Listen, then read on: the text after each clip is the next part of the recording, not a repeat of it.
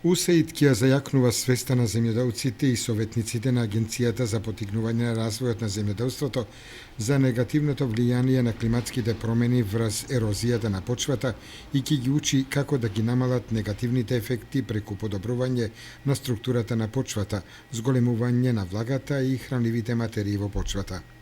Проектот на УСАИД за адаптација на земјоделството кон климатските промени на Земјоделскиот институт во Скопје беа презентирани резултатите добиени од показното поле, што беше представено есента 2012 година и организирана посета на ова ерозивно поле.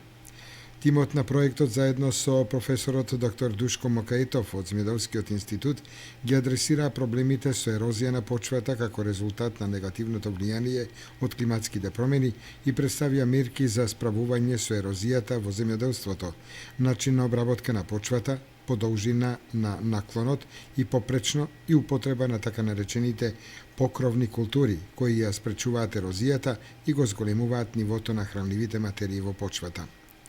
Оттаму подсетуваат дека мрежата за рурален развој на Република Македонија започна да го спроведува проектот на УСАИД за адаптација на земјоделството кон климатските промени во април 2012 година. Целта на проектот е да им помогне на земјоделците да го зачуваат нивото на приход преку намалување на штетите предизвикани од промените во животната средина. Проектните активности се фокусирани во медитеранската зона, вклучувајќи го Вардарскиот регион со делови од Струмичкиот и Гевгелискиот регион, земјоделско богати области кои се под најголемо влијание од климатските промени.